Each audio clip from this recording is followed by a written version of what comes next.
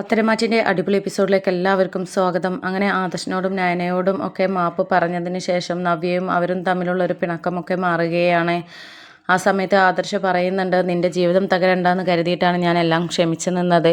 ഏതായാലും കുഴപ്പമില്ല, തെറ്റുകളൊക്കെ നീ മനസ്സിലാക്കിയപ്പോൾ നിനക്ക് പശ്ചാത്താപം തോന്നുന്നുണ്ടല്ലോ, കുറ്റബോധം തോന്നുന്നുണ്ടല്ലോ, അത് മതി. പക്ഷേ ഈ കാര്യത്തെക്കുറിച്ച് ഇപ്പോൾ അഭി തൽക്കാലം അറിയരുത്. നമുക്ക് ഒരു കളിയൊക്കെ കളിക്കണം. ഇതിൽ നിന്നും രക്ഷപ്പെടാനുള്ള മാർഗം ഞങ്ങൾക്ക് ഇതുവരെ കൺമുന്നിൽ തെളിഞ്ഞിട്ടില്ല. ഓരോന്ന് ഞങ്ങൾ ഒരുക്കി കൊണ്ടുവരികയാണ്. പക്ഷെ നിൻ്റെ ഹെൽപ്പ് കൂടെ ഉണ്ടെങ്കിൽ ഞങ്ങൾക്ക് അതിൽ നിന്നും വളരെയധികം പെട്ടെന്ന് മോചനം നൽകാൻ കഴിയുമെന്നൊക്കെ പറയുന്നുണ്ട്. അപ്പോൾ ആ സമയത്ത് നവ്യ പറയുന്നുണ്ട്, ഞാനിനി എന്ത് വേണമെങ്കിലും ചെയ്തു തരാം.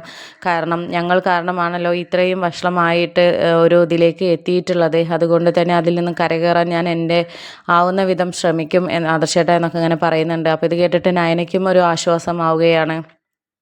അപ്പോൾ കാര്യങ്ങളൊക്കെ എവിടെ എത്തി എന്തൊക്കെയാണ് എന്നൊക്കെ ചോദിക്കുന്ന സമയത്ത് നന്ദുവിനെ അവിടുത്തെ കാര്യങ്ങളൊക്കെ അന്വേഷിക്കാനായിട്ട് ഏർപ്പാടാക്കിയിട്ടുണ്ട്. പിന്നെ നിനക്ക് അവിടുത്തെ ഡേവിഡ് സാറെ അറിയാലോ, അതിന് മുകളിൽ ആരെങ്കിലും ഉണ്ടോ, നിനക്ക് അതിനെക്കുറിച്ചിട്ടുള്ള എന്തെങ്കിലും വിവരം ഉണ്ടോ എന്നൊക്കെ ചോദിക്കുന്ന സമയത്ത് ഡേവിഡ് സാറിന് മുകളിൽ ഒരാളുണ്ട് എന്നുള്ളതറിയാം. പക്ഷേ അയാൾ ഞാൻ ഇതുവരെ നേരിട്ട് കണ്ടിട്ടില്ല. അയാൾ ആരുടെയും മുന്നിൽ അധികം പ്രത്യക്ഷപ്പെടാറില്ല. എനിക്ക് ആ ഒരു സമയത്ത് തന്നെ എന്തോ ഒരു ഇത് തോന്നിയിരുന്നു. കാരണം ഒരു സ്റ്റാഫിൻ്റെ മുന്നിൽ വലിയ MD ഉണ്ടെങ്കിൽ അവർ ആരായാലും വരുമല്ലോ. പക്ഷേ ഇവർ വരാതെ എല്ലാ കാര്യവും ഡേവിഡിനെ ഏൽപ്പിച്ചിട്ട് അവർ മറഞ്ഞിരിക്കുകയാണ് ചെയ്യുന്നത്.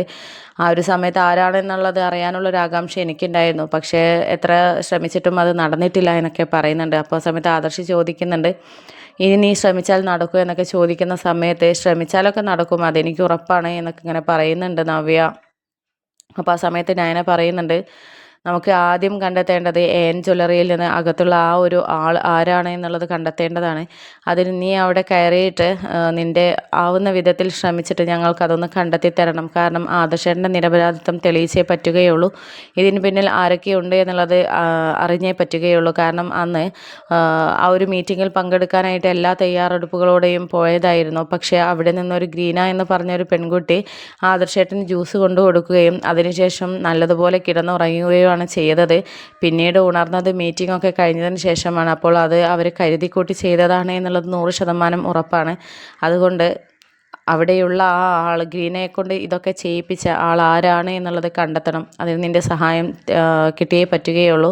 എന്തെങ്കിലും ബുദ്ധിമുട്ടുണ്ടോ എന്നൊക്കെ ഇങ്ങനെ നവ്യയോട് ഞാൻ ചോദിക്കുന്നുണ്ട്. അപ്പോൾ ആ സമയത്ത് എന്താ ഞാൻ ഈ പറയുന്നത്, എനിക്ക് ആ ഒരു കുറ്റബോധം എൻ്റെ മനസ്സിൽ നിന്ന് മാറണമെങ്കിൽ നിങ്ങൾക്ക് ഇതെങ്കിലും ചെയ്ത് തന്നേ പറ്റുകയുള്ളൂ. കാരണം അത്രയ്ക്കും നിന്നെയും നിൻ്റെ ആദർശേട്ടനെയും ഞാൻ കുറ്റപ്പെടുത്തിയിട്ടുണ്ട്. കാരണം നീയൊന്നൊരു തെറ്റും ചെയ്തിട്ടില്ല. എന്നിട്ടും ഇങ്ങനെയുള്ളൊരു ഭർത്താവിനെ സപ്പോർട്ട് ചെയ്യുന്ന ഒരു പെൺകുട്ടി എന്നുള്ള രീതിയിൽ നിന്നെയൊക്കെ ഞാൻ ഒരുപാട് വേദനിപ്പിക്കുന്ന രീതിയിൽ സംസാരിച്ചിട്ടുണ്ട്. അതിനൊക്കെ നിങ്ങൾ എന്നോട് മാപ്പ് തരണം, എനിക്ക് മാപ്പ് തരണം. നിങ്ങൾക്ക് വേണ്ടി ഒരു ഉപകാരം ഞാൻ ചെയ്തു തരാം എന്നൊക്കെ പറയുന്നുണ്ട്. എന്നിട്ട് ആ ഒരു സമയത്ത് ആദർശ് പറയുന്നുണ്ട്, എന്തായാലും ജലജയോ അഭിയോ നീ സത്യം പറഞ്ഞത് അറിയണ്ട. കാരണം അവരുടെ നാടകങ്ങൾ ഏതുവരെ പോകുമെന്നുള്ളത് നമുക്ക് നോക്കാം. എനിക്ക് ഇതിൻ്റെ പിന്നിലും അഭിയുടെ കരങ്ങൾ ഉണ്ടോ എന്നുള്ള സംശയമുണ്ട് എന്നൊക്കെ പറയുന്നുണ്ട്. അപ്പോൾ ആ സമയത്ത് നവ്യ പറയുന്നുണ്ട്, അങ്ങനെയുണ്ടെങ്കിൽ ആ കരങ്ങൾ നമുക്ക് ഓടിച്ചേ പറ്റുകയുള്ളൂ. ഇനിയും ക്രൂരനാവാൻ അവനെ വെറുതെ വിടാൻ പറ്റില്ല എന്നൊക്കെ ഇങ്ങനെ പറഞ്ഞിട്ട് നവ്യ ആ ഒരു തെളിവിനായിട്ട് AN ജ്വല്ലറിയിലോട്ട് പോവുകയാണ്. പോകുന്ന സമയത്ത് അഭി ചോദിക്കുന്നുണ്ട്, നീ എങ്ങോട്ടാണ് മോളെ പോകുന്നത്, ഞാൻ കൂടെ വരണേ എന്നൊക്കെ ചോദിക്കുമ്പോൾ വേണ്ട, ആവശ്യമുണ്ടെങ്കിൽ ഞാൻ പറഞ്ഞോളാം എന്നൊക്കെ പറഞ്ഞിട്ട് പോവുകയാണ്. അപ്പോൾ ആ സമയത്ത് നവ്യ ഒരു ഗൗരവത്തോടെയാണ് പറഞ്ഞത്. അതുകൊണ്ട് തന്നെ അഭി ചിന്തിക്കുന്നുണ്ട്, എന്താ ഇവൾക്ക് പെട്ടെന്നൊരു മനമാറ്റവും ഗൗരവവും, ഇനി എന്തെങ്കിലും സത്യങ്ങൾ ഇവൾ അറിഞ്ഞോ എന്നുള്ള ഒരു ചിന്ത അഭിയുടെ മനസ്സിലോട്ടും വരികയാണ്. അങ്ങനെ നവ്യ തെളിവിനായിട്ട് AN ജ്വല്ലറിയിലോട്ട് പോയിരിക്കുകയാണ്.